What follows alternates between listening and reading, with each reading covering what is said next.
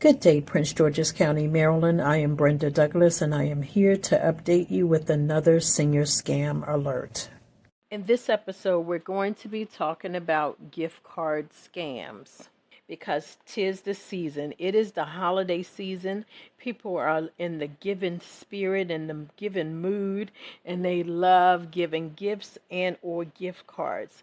So listen, you need to be vigilant still about these scams. Evil never sleeps, right?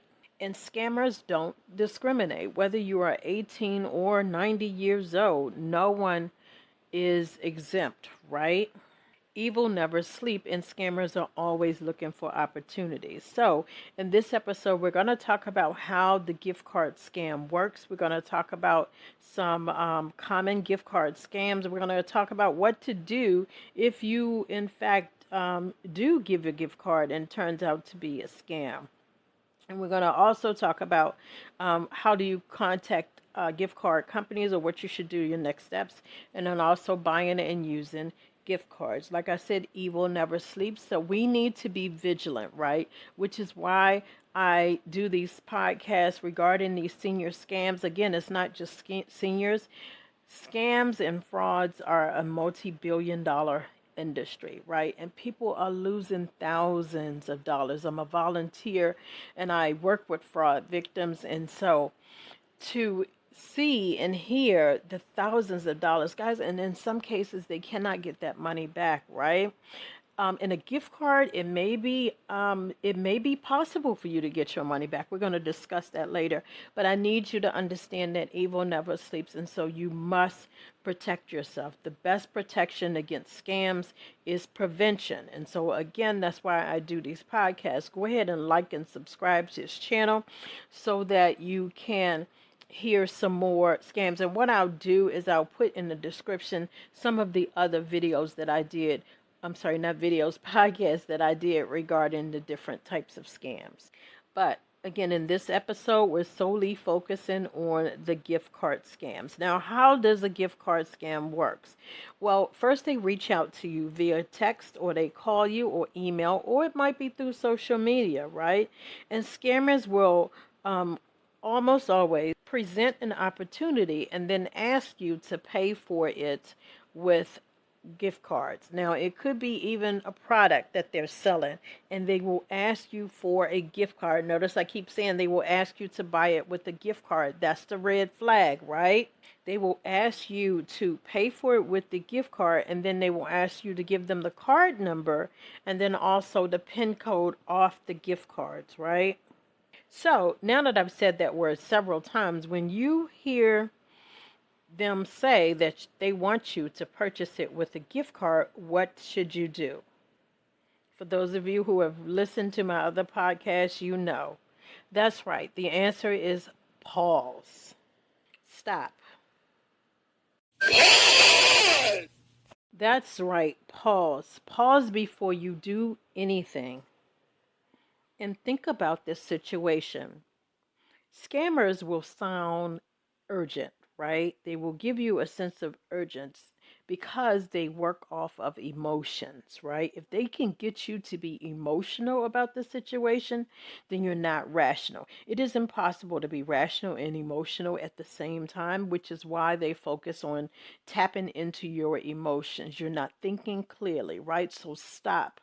When an offer is presented to you, take a stop, take a step, stop, and then you can reach out to a friend or a family member, as in the scammers. They may even stay on the telephone with you while you're purchasing these gift cards to make sure that the cashier is not suspicious, right? They want to hear what's going on in the background.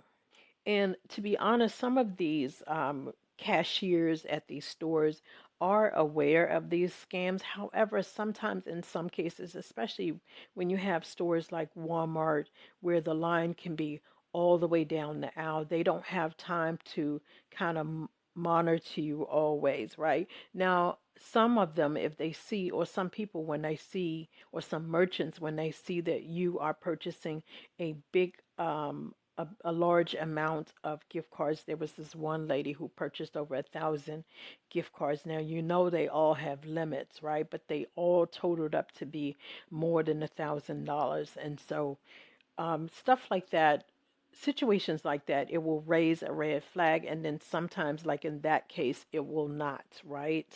Because maybe the cashier thought she was buying for her family.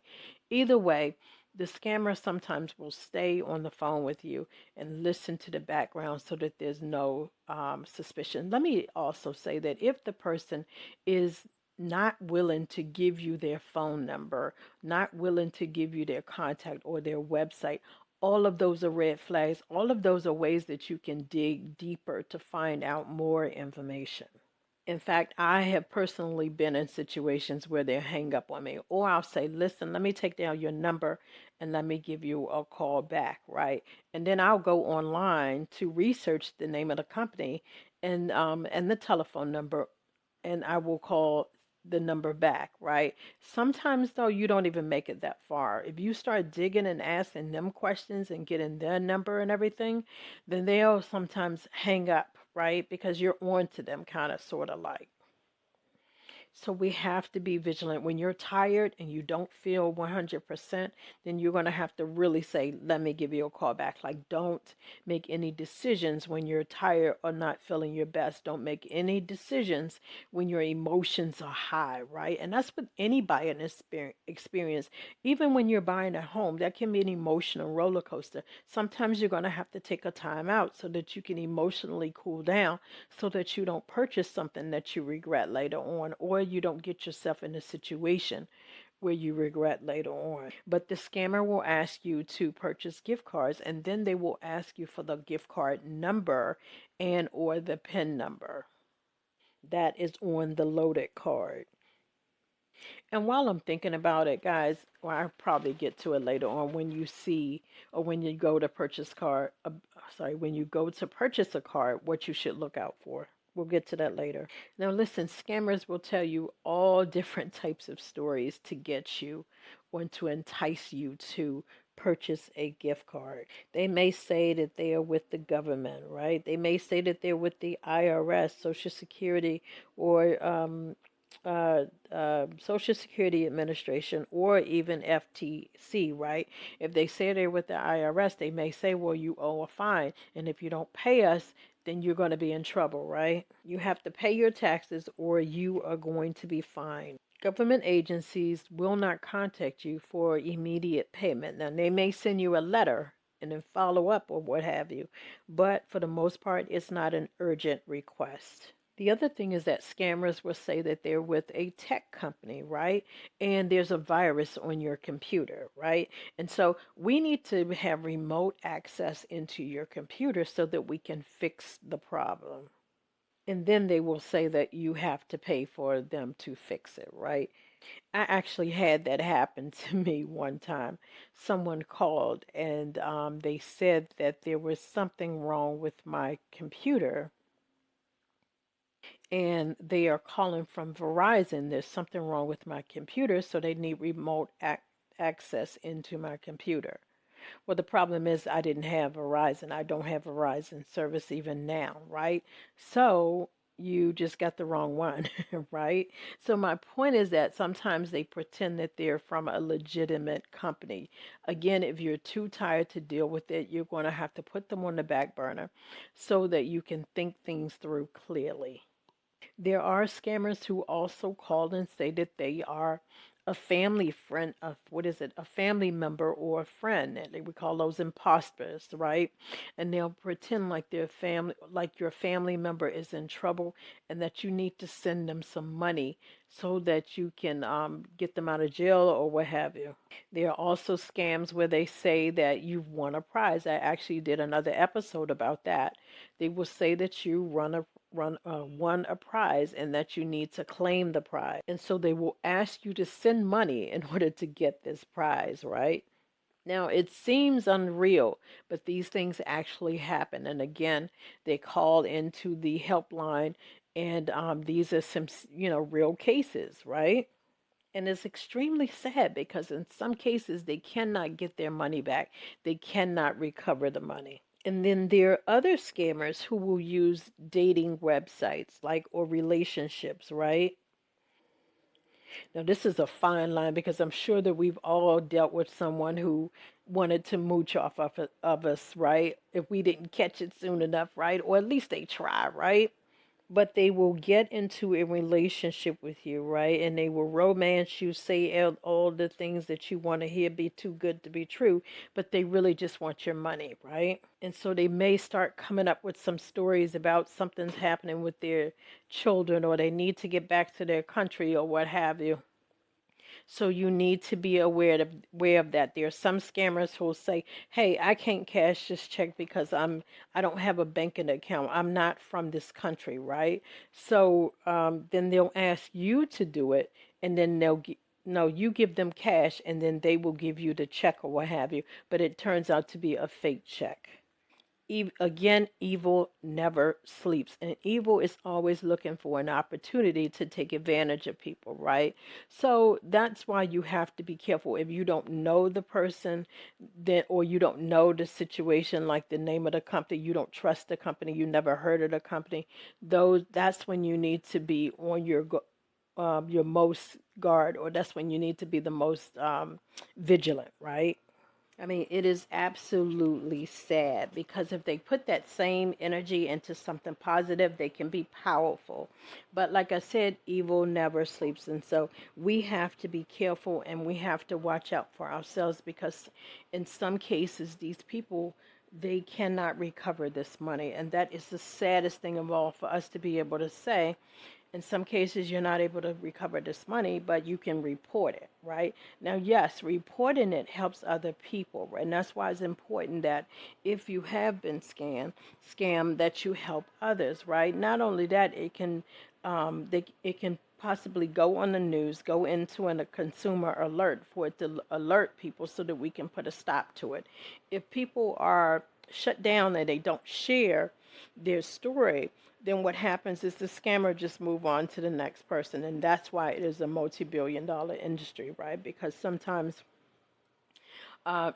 people don't report it. Sometimes they feel ashamed. They feel like it was their fault. They feel like they did something wrong. They feel like I gave it to them. You know, they feel a lot of shame, right? And then you have some people be like, why would you fall for that, right? Shaming them, right?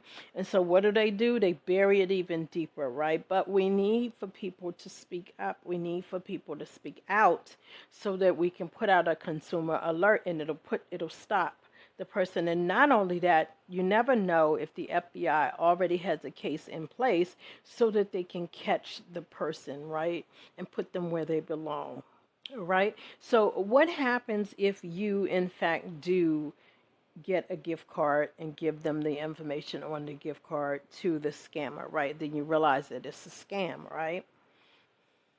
If that is you and that happened, listen, first of all, don't feel ashamed, right? Your story can help other people, and it can prevent it from happening again, right? So if you bought a gift card and gave someone the numbers off the back of the card and or the PIN number, you're going to need the gift card and the store receipt, right?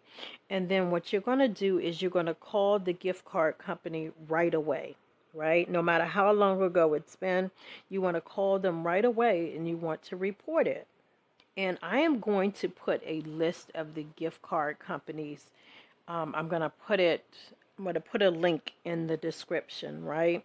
But you're going to reach out to the gift card company and let them know what is happening, right? You also want to let the merchant know. So if you purchased a gift card from Walmart and that's where it happened, Walgreens, wherever, you want to let the store manager know so that they can be on alert, and they can watch out for the gift card section, right? And they can raise awareness even to the cashier so that they can be on alert, right? Now, there are some cases or some situations or some times when you are able to get back that gift card money, right? You might be able to, right? We don't make any promises, but it is a possibility with some gift cards. Again, you want to call the company, the gift card company, immediately, right? So that they can put a stop to it.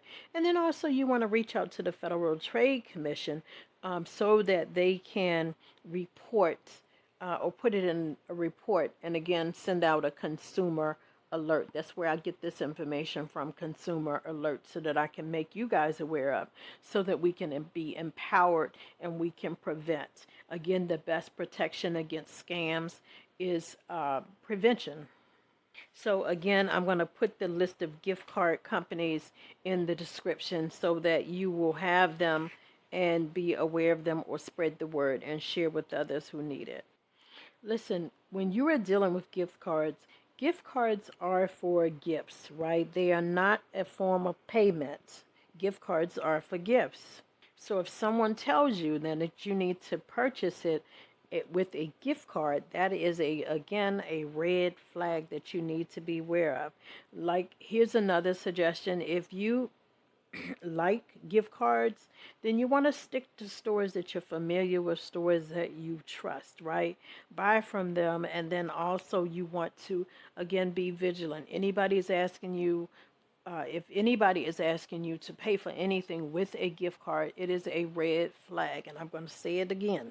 Just say it again for the people in the back, right?